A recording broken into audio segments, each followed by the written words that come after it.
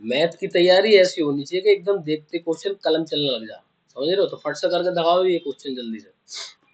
अब देखो हुआ ये क्वेश्चन, नहीं हुआ भाई। यदि तुमसे ये क्वेश्चन नहीं हुआ ना तो ये समझ लो कि तुम्हारे ना इस चैप्टर के थोड़े कंसेप्ट ज्यादा ही वीक है, क्योंकि ये क्वेश्चन ना एकदम बेसिक से करना पड़ेगा तुम्हें, कुछ भी इसमें हार्ड वाली बात नहीं है। और यदि नहीं भी क्वेश्चन हुआ होगा तो तुम्हारे चैप्टर ठीक है ना, तो तुम्हें शायद क्वेश्चन ठीक से समझ में नहीं आया होगा।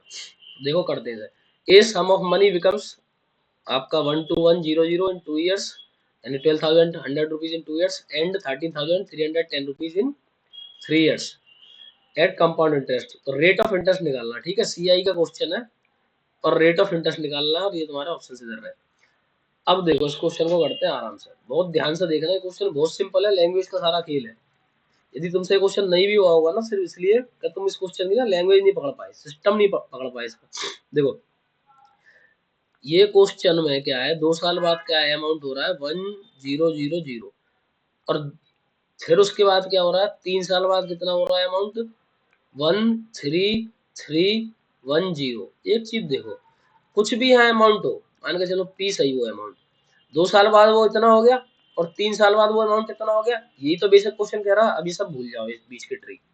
अब एक चीज देखो, 2 साल बाद ये पूरी अमाउंट वो बन गई जो भी बनना था, यानी कि इसमें क्या 2 साल का तुम्हारा पी तो है ही है, प्लस 2 years का क्या है, 2 years का सीआई भी ऐड है इसके अंदर, और इसके अंदर क्या है, पी तो रहेगा ही रहेगा, प्लस के अपना जो अपन और भी जो तुम्हारा इसमें 3 साल में जो सीआई आ जाएगा वो भी रहेगा। सही बात है।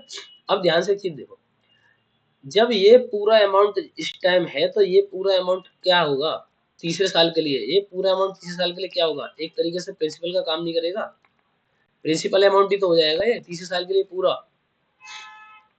पूरा अमाउंट, क्योंकि अपने को तो पूरा अमाउंट पता चल गया कि 3 साल में अपने दूसरे दूसरे साल बाद कितनी टोटल अमाउंट बनी है अपने प्रिंसिपल के साथ और तुम्हारा इंटरेस्ट के साथ।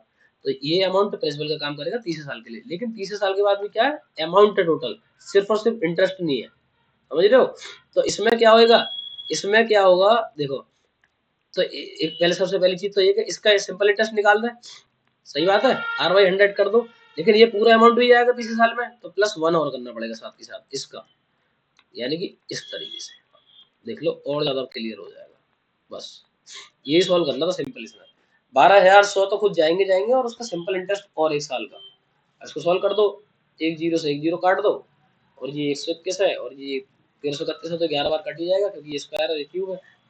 अब इसको सिंप्लीफाई कर दो, 100 प्लस के R/100 बराबर के 11/10, क्योंकि एक जीरो इधर बची हुई है, इसको और सिंप्लीफाई कर दो फर्दर 10, तो R तुम्हारा 110 हो जाएगा।